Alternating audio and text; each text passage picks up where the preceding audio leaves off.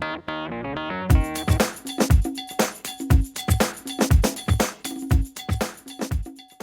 I'm going to start off teaching you the table spread flourish.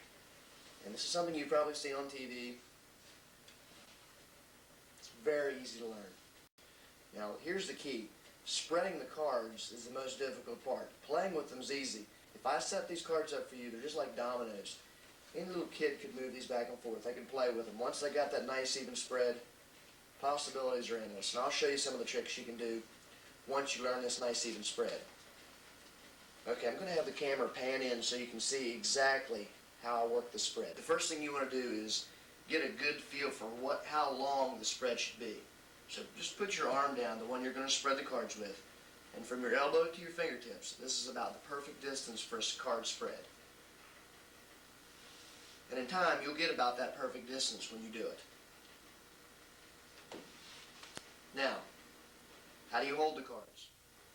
You're going to put 3 fingers, starting with your pinky, ring, and middle on the back of the cards on this side.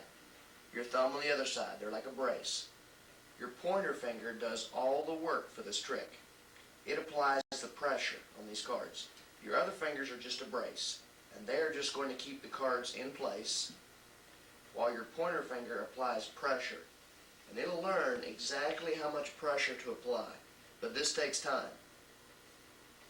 Now, when you're first learning, you'll be tempted to try to play with these cards. Don't play with them until you get good at making a nice, perfect, even spread. Remember, this pointer finger pushes down on the cards. And you need a new deck, or a newer deck, I should say. And just keep practicing. Keep spreading them. And once you spread them out, here's how you pick them up. Push down with your other hand, push down with your thumb, lift up on the card. See how this braces the cards? Pick up, and slide your hand across the table. This makes for a nice even scoop up. So you've learned the spread. Now you've learned the scoop. You do this for at least 20-30 minutes. Get smooth at doing these things, spreading and scooping. Once you've mastered this, I'm going to show you some tricks you can do once you learn to get a nice even spread.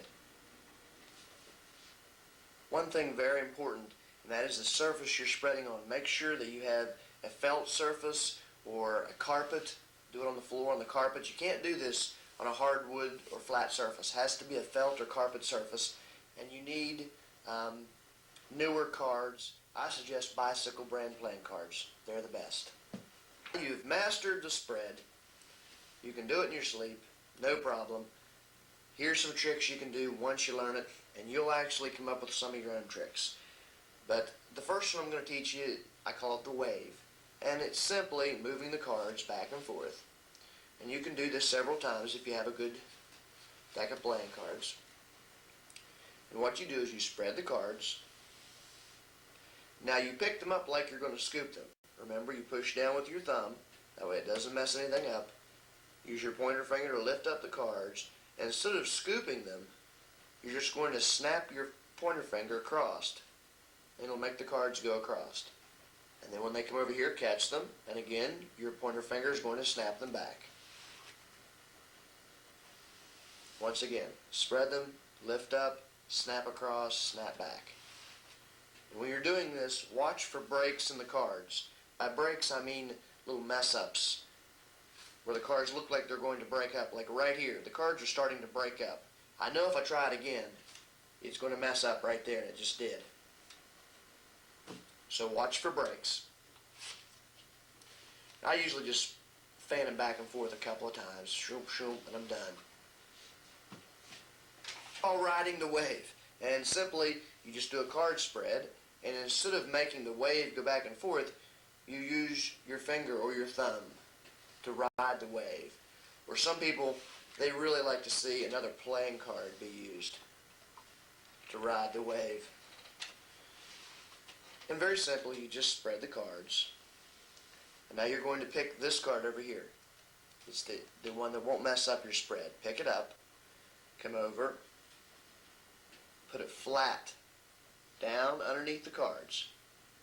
Then lift up and simply just let the card go back and forth. A lot of people, they want to do this. Pick it up and go like that. Remember to turn the card up. And your finger works the same way. You simply just pick up the cards, and I like to use my thumb to ride across the wave.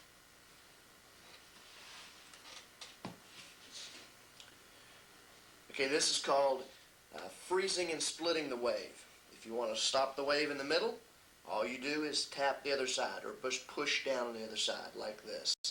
Push down, that stops your wave in the middle. Now to split it, you take your thumbs and you push down just slightly, and now pull back. And now your hands, both of them, are going to scoop the cards, and you're finished. Once again in fast motion, split.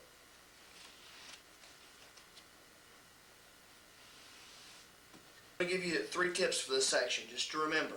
Remember, use your pointer finger to apply the pressure on top of the cards.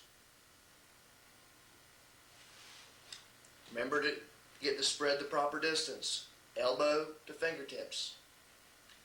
And most importantly, resist the temptation to play with the cards before you get good at spreading them. Because if you have a terrible spread, and you're sitting there trying to pick these cards up, it's going to take you forever to learn this. Or some people like to sit down and actually build a perfect spread and then play with it. Don't waste your time. Just sit there and spread the cards. And eventually, your muscle memory will take over and it'll spread it out nice and evenly. And it's just like riding a bike. Once you learn how, it's almost difficult to not spread them perfectly.